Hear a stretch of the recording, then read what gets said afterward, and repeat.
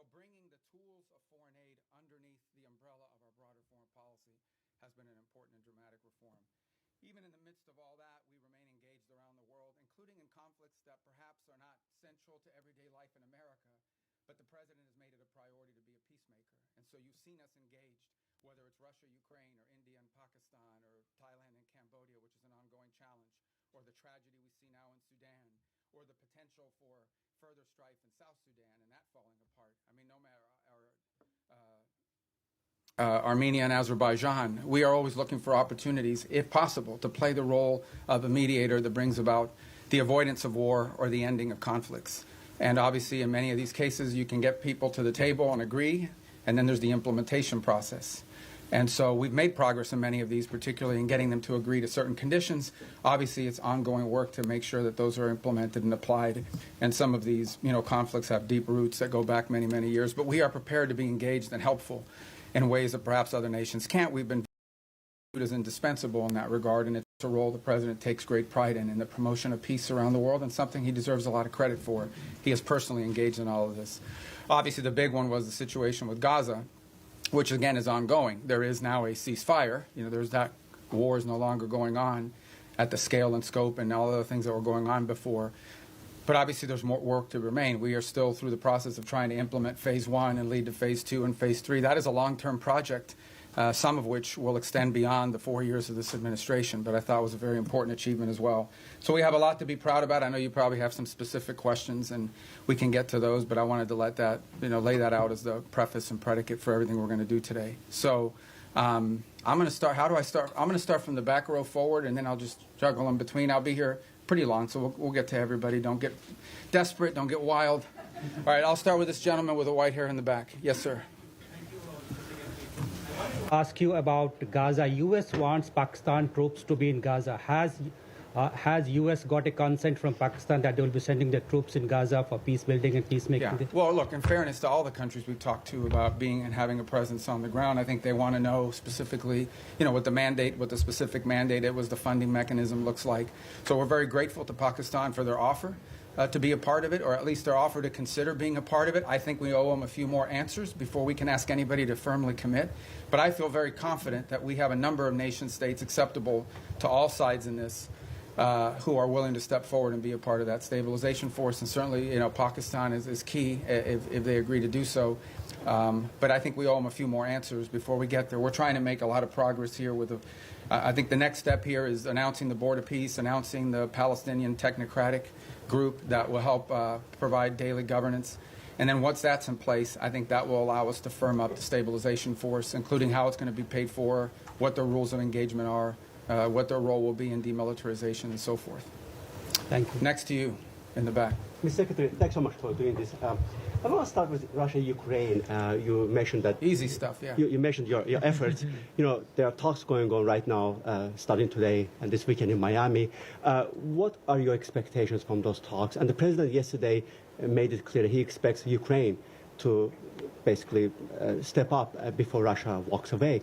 If you wake up in Odessa, if you're Ukrainian this morning seeing Russians are bombing, your city, or if you turn on TV and listen to Putin, what he says, why would the Ukrainians, ignore what the Russians are saying publicly and believe in what they're hearing? Yeah, look, there's a reason why this war hasn't ended, and that is because there's complex factors at play. I know that sounds like a throwaway line, but it's true. What we have tried to do in this entire process, and let's be clear about this. I mean, the United States is engaged in this. The president says this, and I'll translate what I think he's trying to say to you in all of this, and I think he's been pretty clear about it. It's not our war. It's a war in another continent. We have equities. We have engagement in this war, but it's not our war per se. But we are been told by everybody, I think everybody would agree, that there's only one nation on earth, there's only one entity on earth that can actually talk to both sides and figure out whether there's a way to end this war peacefully, and that's the United States. And we've invested a lot of time, a lot of energy at the highest levels of our government. I believe President Trump has had more meetings with foreign leaders and others on the war in Ukraine than on any other subject, including trade. He's invested a lot of time. Steve and Jared have invested time. I've invested time. The Vice President, the Secretary of War, others, Secretary of Treasury, and more have invested a tremendous amount of time and energy in this. And what we're trying to figure out here is what can Ukraine live with and what can Russia live with, sort of identify what both sides' positions are and see if we can sort of drive them towards each other to some agreement. Wars end generally in one of two ways. Surrender by one side for another, or a negotiated settlement. We don't see surrender any time in the near future by either side, and so only a negotiated settlement gives us the opportunity to end this war. A negotiated settlement requires two things: both sides to get something out of it, and both sides to give something. And we're trying to figure out what can Russia give and what do they expect to get, what can Ukraine give and what can Ukraine expect to get. In the end, the decision will be up to Ukraine and up to Russia. It will not be up to the United States. So that's the role we are trying to play in this. And that's why you see so many meetings going on. This is not about imposing a deal on anybody. It is about determining what both sides expect and need to have and what both sides are prepared to give in return for it, and figuring out whether we can have those two overlap. And, of course, that takes a lot of time and a lot of hard work. It can't generally be done in the media or in press conferences. I think we've made progress, but we have ways to go. And, obviously, the hardest issues are always the last issues. Yes. All right, I'm going to go to the next row, that gentleman right there with the glasses. Well, right behind you, because you're not the next row. That's the next row, right there. Yes. Thank you. I'd like to ask how you I'm view... sorry, I didn't see, okay, go ahead, you can start. I hadn't seen you, I'd seen him, but you can go, because you're first on that row. So. Okay, great. Thank you so much. As a well-oiled machine, ladies and gentlemen, so go ahead. I'm sorry, man. Thanks. I'd like to ask how you view recent escalation of tensions between Japan and China. You've been known for your tough rhetoric towards China over the years. Do you condemn China's recent provocative actions against Japan? Yeah, no, I think I've been nice to China, in terms of the work we have to do with them. And, I had another job. My job now is I represent the President of the United States and the United States in foreign diplomacy, and I think we've made good progress with the Chinese. The Japanese are a very close ally of the United States. I think these tensions are pre-existing. We understand that's one of the dynamics that has to be balanced in that region, and I believe that we feel very strongly that we can continue with our strong, firm partnership and alliance with Japan and do so in a way that continues to allow us to find productive ways to work together with the Chinese Communist Party and the Chinese government. Look, there'll be tensions, there's no doubt about it. I mean, at the end of the day, China is and it will continue to be a rich and powerful country and a factor in geopolitics. We have to have relations with them. We have to deal with them. We have to find the things we are able to work together on. And I think both sides are mature enough to recognize that there will be points of tension now and for the foreseeable future. Our job as part of responsible statecraft is to find opportunities to work together, because I think if there's a global challenge that China and the U.S. can work together on, I think we can solve it. And there'll be points of tension. We well recognize that, and our job is to balance these two things. I think both sides understand that. And I think we can do that without imperiling or in any way undermining our very firm commitment to our partners in the Indo-Pacific. That includes not just Japan, but South Korea. And obviously, if you extend further out, I don't want to leave anybody out, but India and Australia and New Zealand and all the other countries. And we also have growing and burgeoning relationships with countries like Vietnam. And even Cambodia, that we really haven't had, very close contacts with historically. But we've talked to them a lot lately, obviously through the context of the conflict going on with Thailand, but also to figure out opportunities to work together strategically. And I say Thailand, of course, we've had a very long and strong strategic alliance with them for many years. All right, now, yes, sir. Thank you. Gracias, señor secretario. Dos puntos concretos en español. Bajo esta lógica hemisférica, ¿han considerado ampliar la presión más allá de Venezuela o Colombia a regímenes como los de Nicaragua o Cuba? Y segundo, esta semana en el Congreso se denunciaba que México está mandando decenas de buques petroleros a Cuba con la preocupación de que eso financia la dictadura. ¿Debería México reconsiderar esta política de asistencia al régimen cubano? I'm going to answer in Spanish if that's okay, guys, and then I'll do it in English as well. And does somebody do closed caption on this? Can they do it? It doesn't matter, because I'm going to say the same thing in English. Mira, la amenaza más importante que existe en la región es estos grupos terroristas criminales. Es la amenaza que enfrenta Colombia, la amenaza que enfrenta el hemisferio entero, pero es la raíz de la violencia en Ecuador, en México, en todo Centroamérica, en todos estos países. Es la amenaza más primordial de la región. Entonces tenemos gobiernos que cooperan en nuestros esfuerzos en contra de eso. Panamá, Costa Rica, Ecuador, El Salvador, la República Dominicana. No dejo a nadie fuera, pero son muchos que cooperan. Tenemos y seguimos teniendo muy buenas relaciones con los equipos de seguridad de Colombia. Entiendo que el presidente de Colombia es una persona inusual, pero encima de eso tenemos, al nivel institucional, tenemos muy buenas relaciones, y con México. El gobierno de México está haciendo más en este momento en el tema de seguridad que jamás en su historia. Queda mucho por hacer, pero tenemos cooperación.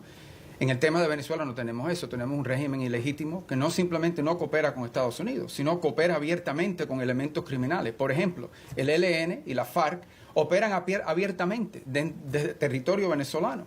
Entidades de narcotráfico operan abiertamente y con la cooperación del régimen de Maduro para mandar drogas como cocaína a Estados Unidos a través del Caribe, creando una situación muy grave de seguridad en muchísimos países, inclusive Trinidad, República Dominicana, etc. Así que Estados Unidos lo que simplemente está buscando es la seguridad del hemisferio, que incluye, por ejemplo, Haití también. Y no hemos visto enfocado en eso. Obviamente los esfuerzos en contra de los barcos narcotraficantes saliendo de Venezuela han recibido mucha atención. Lo que no se habla lo suficiente, lo que estamos haciendo también en el mar Pacífico, donde hay esfuerzos andando también. La diferencia es que ahí tenemos la cooperación de gobiernos amigos. Lo que no se está hablando es lo que estamos haciendo junto con los mexicanos. Lo que no se está hablando es lo que estamos haciendo para crear una fuerza de estabilidad antipandilla dentro de Haití. Lo que no se está hablando es toda la cooperación que existe con todos estos gobiernos para llevar a cabo esta guerra en contra de estos elementos terroristas, criminales, que operan abiertamente dentro de nuestra región y que amenazan los estados de esta región. La buena noticia es que este nuevo año nos va a traer más gobiernos en el hemisferio que están dispuestos a cooperar en países como Bolivia, en Chile. Obviamente ya tenemos grandes amistades en lugares como Paraguay y Argentina. Y en fin, la reelección del presidente en Ecuador, la cooperación que existe en muchos países y esperemos poder ampliar esas relaciones con otros países también. Así que el esfuerzo se trata de eso y en eso estamos enfocados. Y obviamente tenemos que determinar cuáles son las fuentes de inseguridad en la región. Y esa fuente, la razón por la cual Venezuela ha recibido tanta atención, es porque Venezuela es un país que no simplemente, es un régimen ilegítimo que no simplemente no coopera con nosotros, sino abiertamente coopera con elementos criminales y terroristas, incluyendo Hezbollah, Irán y otros. Y obviamente estos grupos narcos cooperan abiertamente desde ahí. You know, the question and it's a question many of you might have as well, is when it comes to the Western Hemisphere, the single most serious threat to the United States from the Western Hemisphere is from transnational terrorist criminal groups, primarily focused on narco-trafficking, but they're in all sides businesses as well. So the good news is we have a lot of countries in the region that openly cooperate and work with us to confront these challenges. Mexico, their level of cooperation with us is the highest it's ever been in their history. Throughout Central America, for the most part, except for maybe Nicaragua and to some extent Honduras, we've had great cooperation from Ecuador, from El Salvador, from Ecuador being in South America, but across the Pacific coast where we're also undertaking efforts. Guatemala, Costa Rica, Panama, these are all nations that cooperate with us openly in search of stability in the region. You move to the Caribbean basin, in Trinidad, in Guyana, in Jamaica, in the Dominican Republic, countries that openly cooperate with us. Even Colombia, despite its unusual president, has institutions in that country that work very closely with us, and those ties remain unimpeded and unaffected. So all of this is very positive. There's one place that doesn't cooperate, and it's the illegitimate regime in Venezuela. Not only do they not cooperate with us, they openly cooperate with terrorist and criminal elements. For example, they invite Hezbollah and Iran to operate from their territory. But they also allow the ELN and the FARC dissidents not just to operate from inside of Venezuelan territory, to control Venezuelan territory, unencumbered, unimpeded.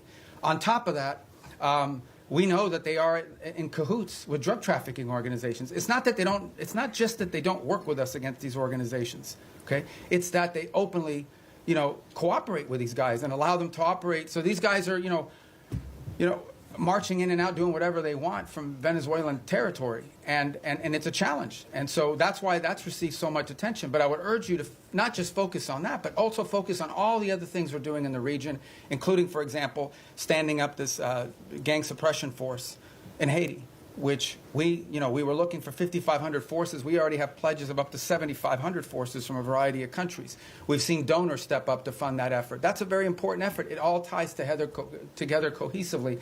But the goal here is to bring security and stability to the hemisphere, to the region we live in, okay, which has not received enough attention. To bring the elements of American power to achieve that, to do it in partnership with as many countries as are willing to work with us in that regard. That's the goal here, and it's comprehensive and involves more than just one place. What makes Venezuela stand out is that the regime there actually cooperates with the terrorists. Yes, sir. In that row right there. Yeah, right there in the On middle. the hemisphere, the White House recently put out the national security strategy, essentially reorienting towards the Western Hemisphere. It was How good, is right? this I wrote that strategy myself. going to? Yeah. Well, I was involved. So in you can writing it. answer from Yeah, both hats, I yeah, guess. exactly. You know, but how is that strategy going to dictate your relationship with other hemispheric powers like Canada and Mexico? No, I mean, we want to partner with as many people. I mean, they face the same threats that we do. I mean, it's Mexican mayors that are being assassinated in public squares.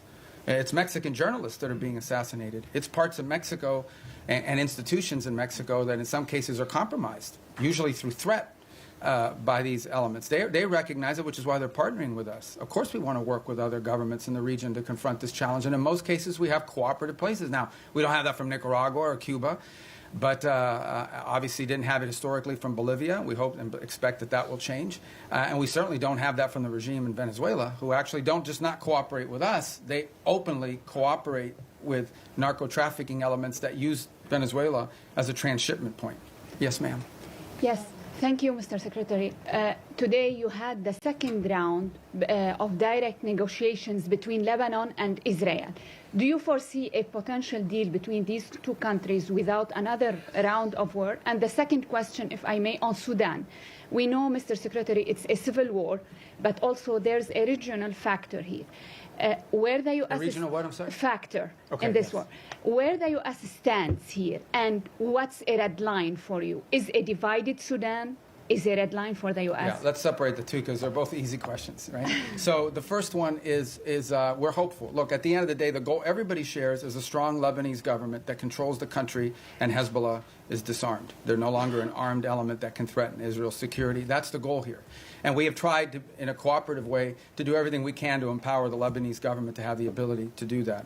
And so I hope that's what these talks are aimed towards, and we'll be supportive in every way we can to achieve that outcome. What I think is abundantly clear to everybody is no one is in favor of a Hezbollah that can once again threaten the region, act as a direct Iranian proxy, and obviously if they threaten Israel, we're not going to have peace. So we are hopeful that the talks between Lebanese authorities and the Israelis will create outlines and a way forward that prevents further conflict. I think I don't speak for the Israeli government. I can only tell you and echo what they've said publicly, and that is that if they feel threatened by Hezbollah, they will take actions in their defense against them. So we all would hope that we could avoid that, right? We would all hope that in order to have peace, you have to avoid that, and the best way to avoid it is to have a strong Lebanese government that can actually control the country, and that Hezbollah is no longer an armed threat to Israel or to the Lebanese state. And that's what we're committed to hoping to achieve, and we hope that, I can't speculate on what the talks will lead to, but we'll do everything we can to make them productive.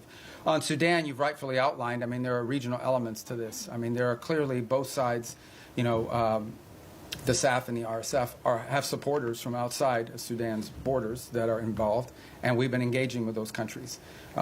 It's not just countries that are providing them weaponry and equipment, it's also countries that are providing transshipment, particularly to the RSF to receive weapons, in some cases advanced weaponry. Our goal right now in the short term, and what we've emphasized to everybody, including in my calls with leaders in the UAE, leaders in Saudi Arabia, we're very engaged in that. Our special envoy, Mossad Boulos, just returned from the region, meeting with the Egyptians, with the Saudis, with the UAE, and others. We've also been in collaboration with the UK on some of this. Our goal, the immediate goal we have, is a cessation of hostilities, okay, a humanitarian truce going into the new year that allows humanitarian organizations to be able to deliver aid to the people in great distress. Right now, that's not possible. We are hearing, continue to see reports of humanitarian convoys actually being struck on their way in. And so you can just imagine what's amazing to us is these convoys are struck and the rest of the convoy continues. That's how committed these groups are. But what we said to everybody on it is that what's happening there is horrifying. It's atrocious. That one day the story of what's actually happened there is going to be known and everyone involved is going to look bad. And we have played the role we have played is a convening role in bringing the parties to the table. So I think we will know more very soon about whether this is possible. One of the challenges and frustrations in Sudan has been that one side or the other will commit to certain things, and then they won't live up to those commitments. They'll agree to anything and implement nothing. And oftentimes what happens is when one side feels like they're making advances in the battlefield, they don't necessarily see the need to concede at that point because they believe they're on the verge of achieving some success on the ground, and a truce would set them back. But what we've emphasized is none of these groups can operate without the support they're receiving externally. So we have been engaging with the countries involved from the outside to ensure that they are at the table and that they are pushing for the same outcome that we want, which is phase one, a humanitarian truce that at a minimum allows us to deal with the humanitarian calamity that occurs there. And obviously we hope that while that truce is ongoing, we can focus on the other elements that led to this conflict and help to resolve some of those. But our number one priority we're focused on, 99% of our focus is this humanitarian truce and achieving that as soon as possible. And we think that the new year and the upcoming holidays are a great opportunity for both sides to agree to that, and we're really pushing very hard on that regard. Yes, sir. Right there, because I missed Secretario you. Rubio, en español, Sí. si me permite, el presidente Trump ha llamado al presidente Gustavo Petro drug leader y ha usado, digamos, términos Bueno, él fuertes. también ha dicho cosas a nosotros. Totalmente, Okay, totalmente. Claro, ok. Secretario Rubio, ¿hay alguna prueba o por qué esta administración llama a Gustavo Petro? Quisiera saber por qué esta administración llama a Gustavo Petro un líder del narcotráfico. Y por último, secretario, si usted considera eventualmente ante la invitación que hace Gustavo Petro ahora al presidente Trump o a usted ir a Colombia y conversar con Gustavo Petro. Bueno, nosotros Gracias. conversamos con cualquiera. Desafortunadamente es una persona que no es muy estable en su pronunciamiento, pero no vamos a permitir que la actuación de un presidente que al fin su término termina pronto vaya a dañar la relación que existe entre Estados Unidos y Colombia, una relación muy cerca, una relación que se ha establecido a través de los últimos 50 años, una relación importante comercial, diplomática, militar, de seguridad, uno de los grandes socios y aliados que tenemos en la región. Y lo que queremos, no vamos a permitir que cualquier tipo de problema que existan con un individuo vaya a hacerle daño a esta relación tan importante. Esperemos que en el futuro exista la oportunidad de tener más cooperación a los niveles más altos del gobierno colombiano, pero no vamos tampoco a dañar, o no queremos dañar, a todas las relaciones que tenemos y los enlaces que tenemos, incluso con individuos en el cuerpo legislativo y también con oficiales electos al nivel local, muchísimos alcaldes y diferentes lugares dentro de Colombia que también tienen muy buena relación con Estados Unidos y la amplia y estrecha relación que existe entre nuestros pueblos también. The question is again by Colombia. I said, look, we're not going to let sort of the pronouncements of an unstable individual over there to impact. We don't want to let it impact our broader relationship with Colombia. It's an important relationship, an important alliance. It extends through commercial, people to people, cultural, obviously security and stability, all of these things. And our job is to try to the extent possible, maintain those strong ties between Colombia and the United States and not allow them to be imperiled by the pronouncements of one person. We would hope to see a day soon in which we have better relations with the leader of that country, but we're not going to let the fact that doesn't exist now, we're going to do everything possible to not let that impact the relationships we have with the people of Colombia, with the nation, with their economy, with their security forces, which are very important. This is a very important alliance, a very important strategic partnership, which we've built up through a lot of hard work over decades. And we're not going to let that fall apart because of one person. If that changes and he changes, that would be great. And obviously, in May there'll be a new president there, and there'll be elections, and we'll work hopefully more cooperatively with whoever replaces the current president. But that's up to the people of Colombia. Did I not get your question? Go ahead. Thank you. Returning to Gaza, what is the U.S. understanding of what Hamas is willing to concede on disarmament? Reports suggest that Hamas might hand over its heavy weapons but retain its smaller arms. Is the U.S. prepared to accept partial disarmament as sufficient? Yeah, I'm not going to get into the details of those types of negotiations. Let me just couch it to you this way. Everyone wants peace. No one wants a return to a war. If Hamas is ever in a position in the future that they can threaten or attack Israel, you're not going to have peace. Okay? You're not going to convince anyone to invest money in Gaza if they believe another war is going to happen in 2 to 3 years.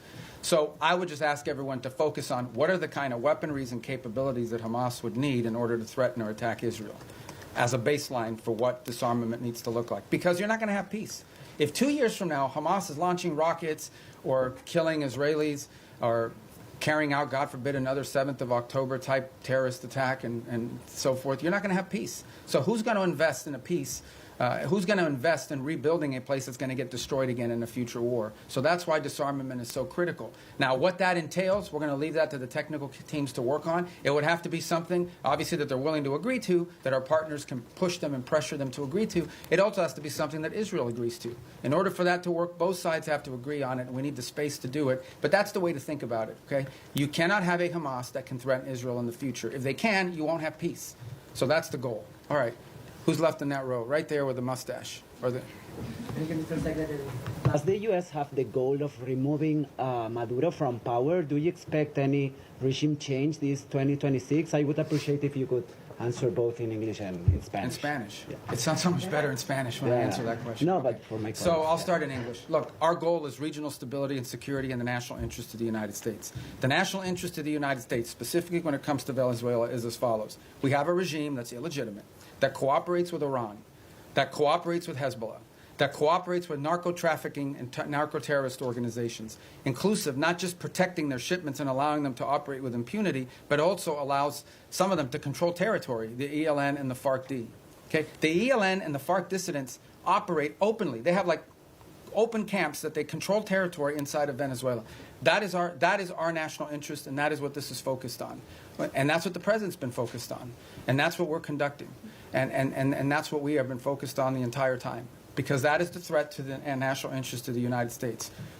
Now, do we consider Maduro legitimate? No. And by the way, guys, when I say these things about Maduro and his role in narco-trafficking, it's not, I hear as reports, Marco Rubio says it, it's not me.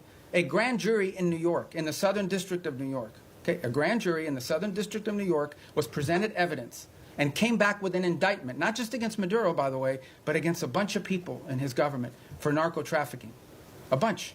He had, his nephews or the nephews of his wife indicted, convicted in the United States for narco-trafficking. Like this was, until President Trump started doing something about these narco-trafficking links, nobody disputed that Maduro and his regime was in cahoots with narco-traffickers. Not to mention the fact that they unleashed Trinidad gangs on the United States. They've unleashed, a mass migration event, perhaps the largest in history. 8 million people have left Venezuela since 2014.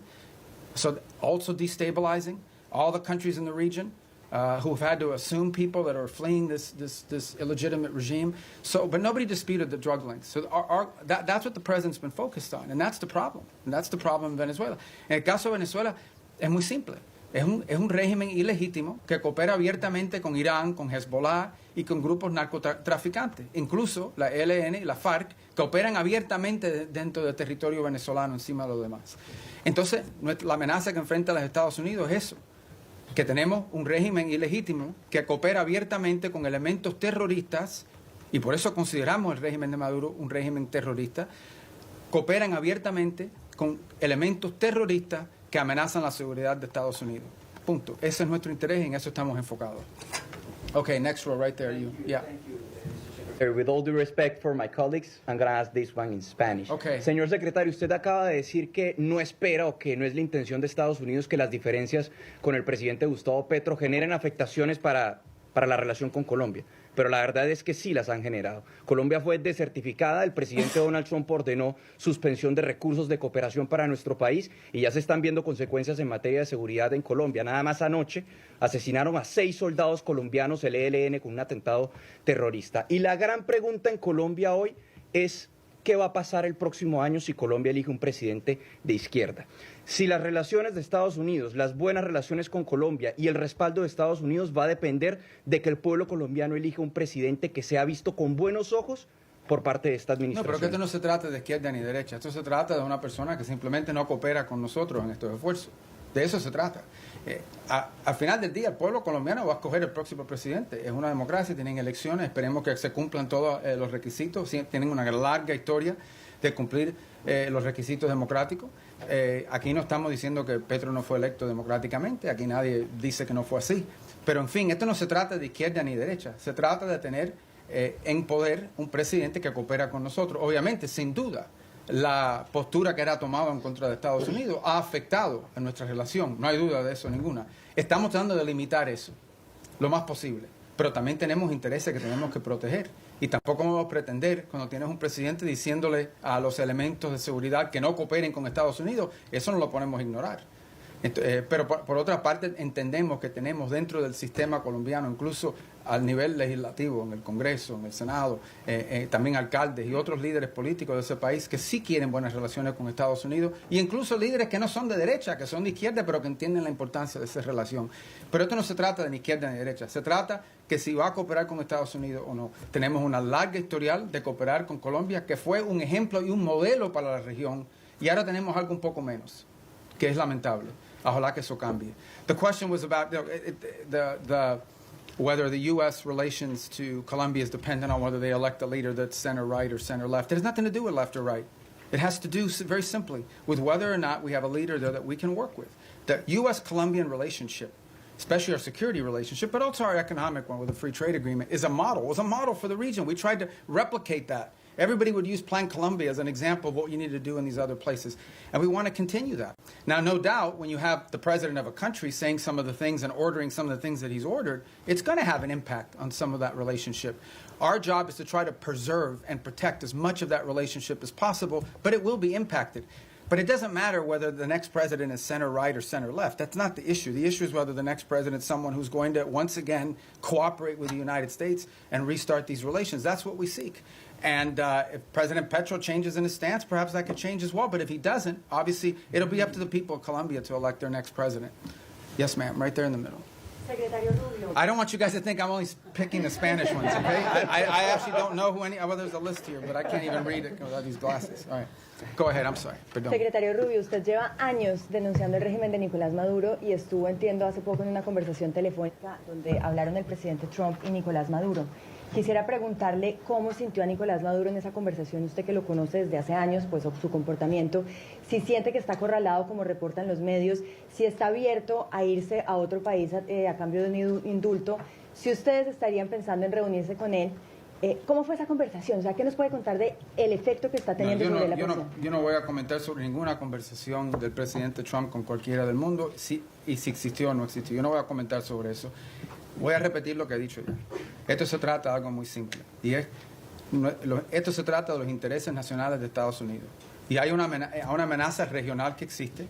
Y en el caso de Venezuela no tenemos cooperación. Para empezar, que es un régimen ilegítimo. Segundo, que es un régimen que no coopera, es antiamericano en todos sus pronunciamientos y actuaciones. Y tercero, es un régimen que no solamente no coopera con nosotros, sino abiertamente coopera con elementos peligrosos, terroristas y criminales. Incluso ellos mismos lo son. Entonces es difícil llegar a un acuerdo con terroristas que están abiertamente cooperando con estos elementos peligrosos que amenazan la seguridad de Estados Unidos. Encima de eso no voy a especular más. Pero va a haber guerra, secretario, porque ahorita en Colombia todo el mundo se está levantando, en Venezuela, con la posibilidad de que haya una guerra entre Estados Unidos y Colombia. Nosotros estamos protegiendo el interés nacional de Estados Unidos. Yo creo que, en fin, ese es nuestro derecho. Y también le diré que en Colombia debe haber mucha preocupación, que ha habido un ataque el día antes de ayer, o fue ayer, de ELN, o la FARC, creo que fue ELN, y ¿de dónde operan ellos? Abiertamente, de territorio venezolano, abiertamente, como si fueran un país soberano, operando abiertamente dentro del territorio venezolano. It's the same question, guys, and that is, the bottom line is very simple. Our interest in Venezuela is the United States, and in Venezuela we have an illegitimate regime and others who threaten the national security of our country. The gentleman in the middle. I'm going to try to get to everybody, I promise. But you guys, by then, your questions will be... Thank you, Mr. Secretary. You said a few moments ago that everyone wants peace for Gaza, and yet moments ago that everyone wants peace for Gaza, and yet by any metric,